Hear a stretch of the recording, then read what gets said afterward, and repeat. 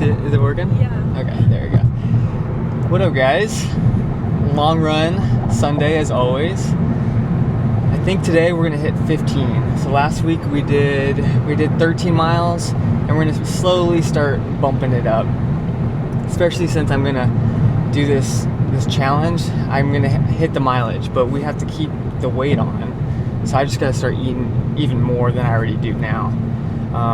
I got a little special guest with me today. Finally, my beautiful fiance. She's gonna come join us on the 15 miles today. So I don't really have a plan on why I'm bumping it up 2 miles. What's going through my head is I'm not doing a lot of miles, so I feel like if I bump it up too much, I'm ultimately gonna get hurt. So I feel like bumping it 2 miles, it's gonna be an extra 15 minutes, so about an hour, 45 minutes. So especially since I'm used to the mileage, used to years and years of accumulation of just tread on my tires, it doesn't hurt as if I'm a new runner. So I did 10-mile ruck on Friday. Yesterday we got some legs in, and so today we'll do the 15, and that'll be about, I think it's 28 miles on the week, so still low, but we were in the field for 5 days. And surprisingly, I'm not sore from legs. Last week when we did legs, oh gosh, I think it's because it's been like a week or two before I did some heavy legs, because man, when I got into I could not move. I literally, when I got up in the morning on Monday, I could not get out of bed. Like, I had to take like 1,000 milligrams of ibuprofen to get moving. I found out, like, after I run, it really stagnates the delayed onset soreness.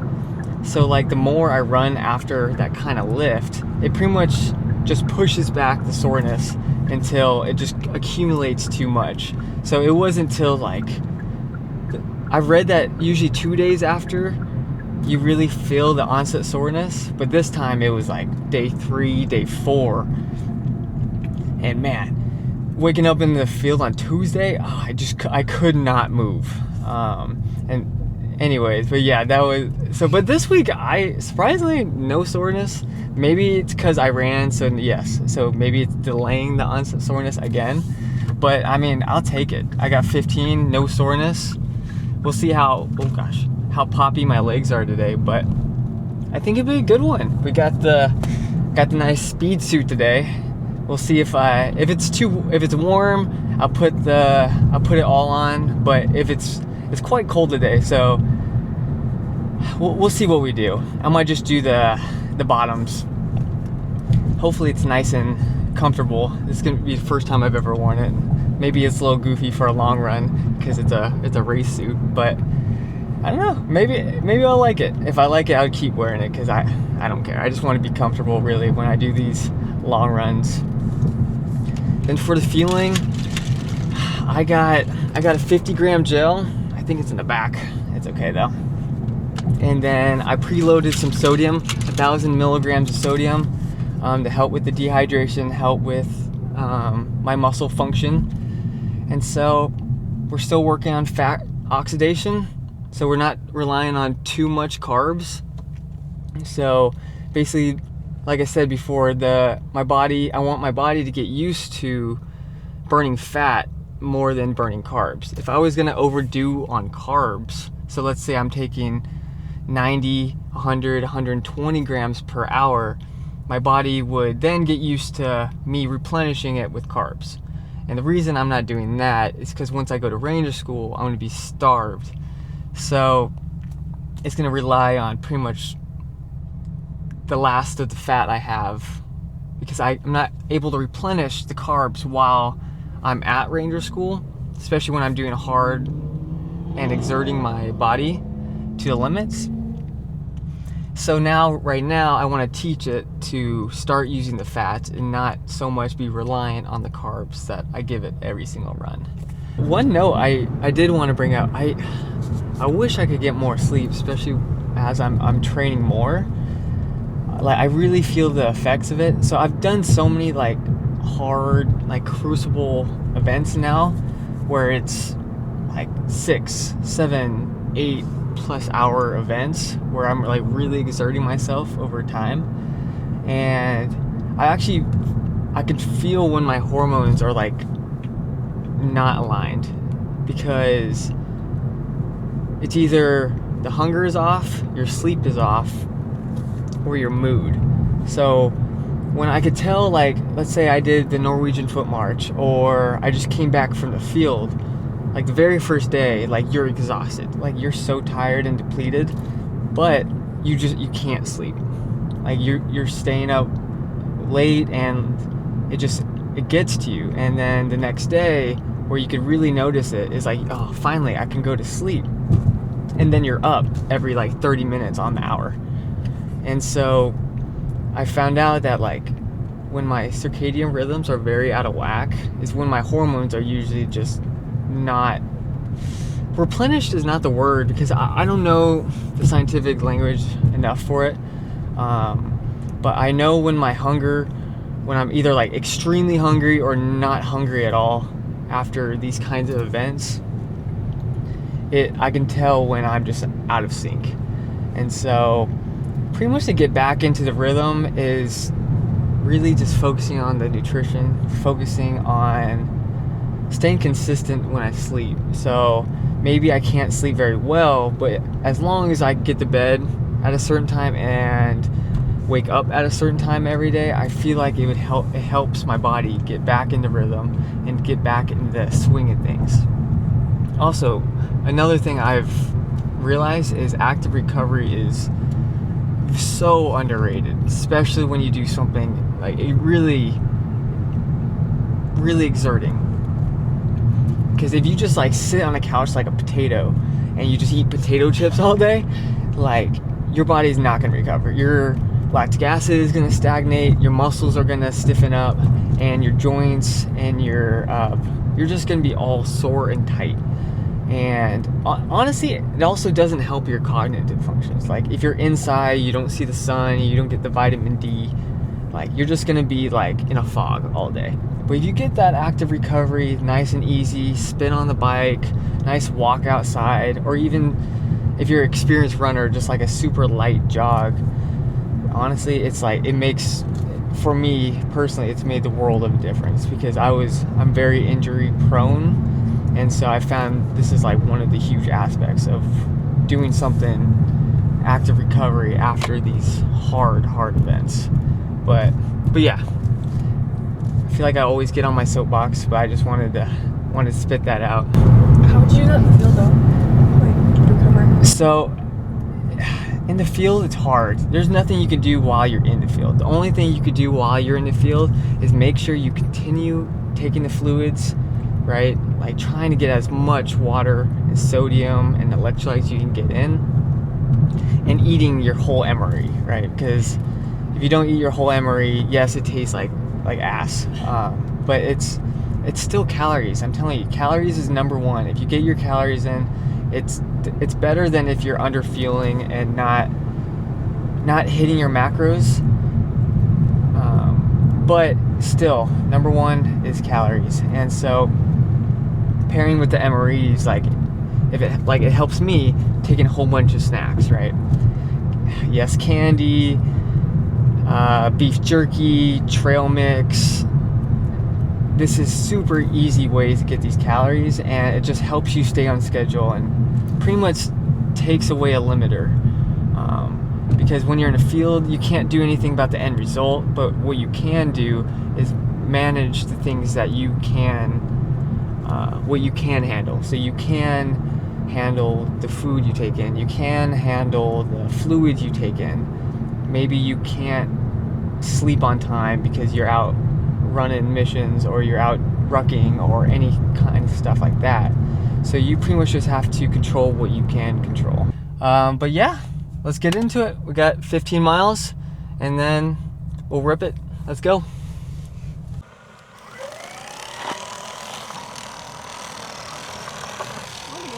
Traffic is really low.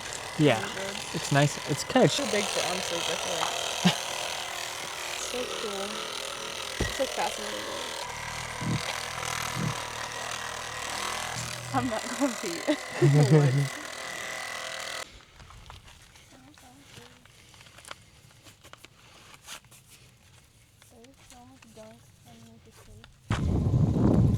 So we're gonna start. There we go. You ready? Key. You ready?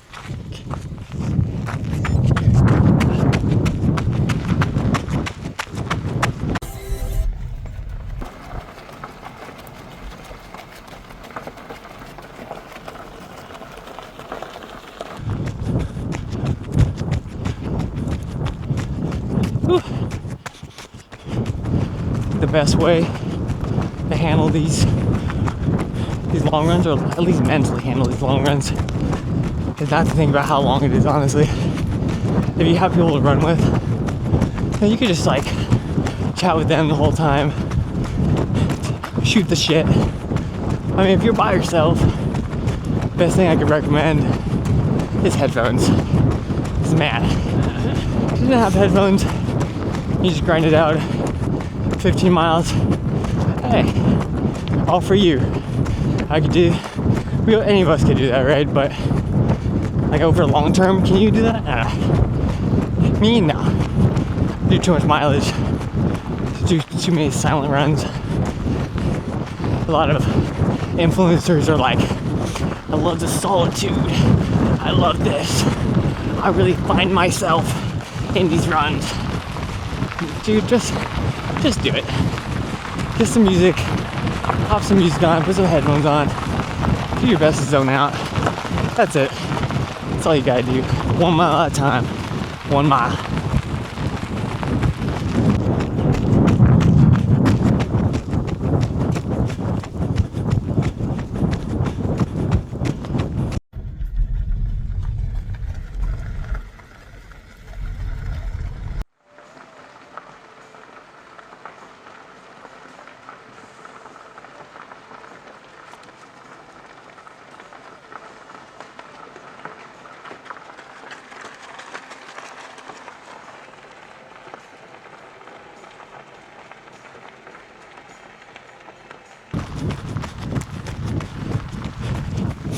In the comments, let me know what kind of music you guys listen to if you run. Listen to some throwback with a little Kodak Black. Kind of gets me going. Sometimes I do country. It doesn't really matter. As long as I just like stay in my head. Don't think about the long run too much. Works for me. Doesn't matter if it's slow, fast pace. It does tend to influence the kind of speed you go, but honestly, it doesn't matter. So let me know.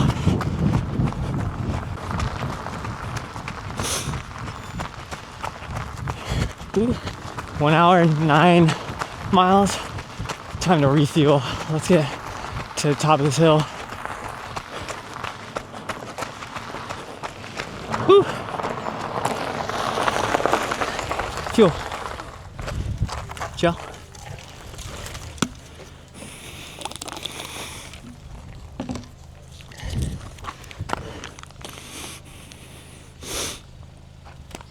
Ooh, about 9. 9 more? 6.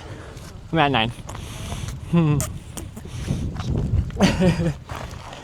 Yeah, just honk at me if cars are in my way. Okay, I tried whistling because I didn't want to like. I heard that one. I didn't want to. Oh, carbs on my hand. Sorry. Oh gosh, great. Ugh, okay. Thank you. Love you. Whew. Let's go.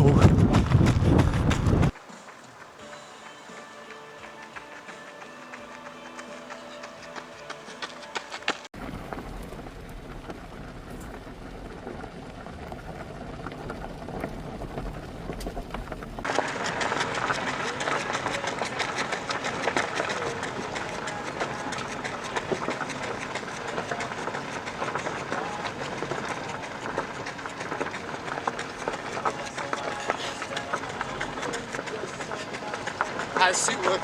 So cool. Whoa, I'm about to run over you. I'm sorry. Your face looks really good on this lens.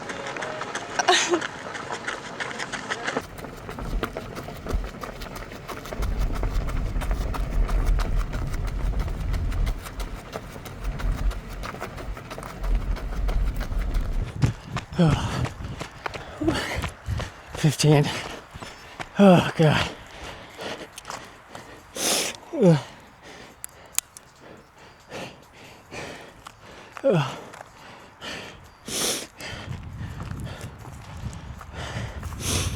That felt long. Oh, I got sweat all over this bad boy. Another week, baby. Whew.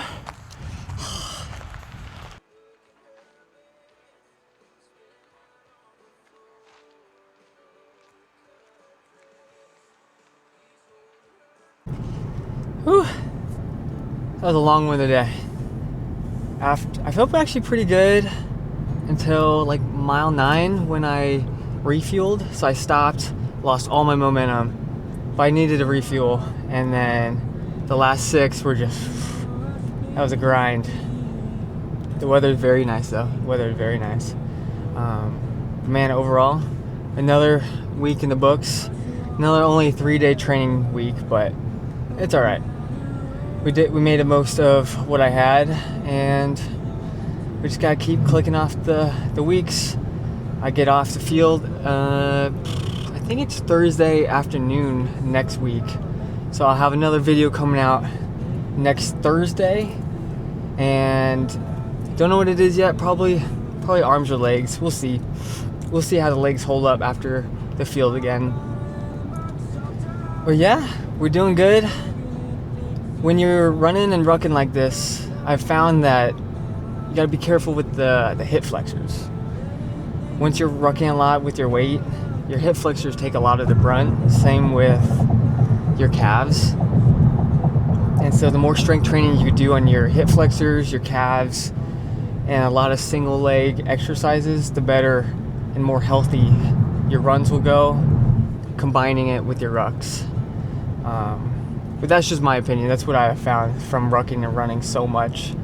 Because I'm a little bit smaller guy, so the rucking takes a toll on me, and so the hip flexors I felt is like the main contributor to like any kind of limitation. So like even at the end of my run today, like left hip flexor I was starting to feel was a little bit sore, but like it was no biggie. A lot of hills today, a lot of downhills. But yeah, good week, good training this weekend. Thank you guys for watching. I'll catch you guys on Thursday. Bet on yourself.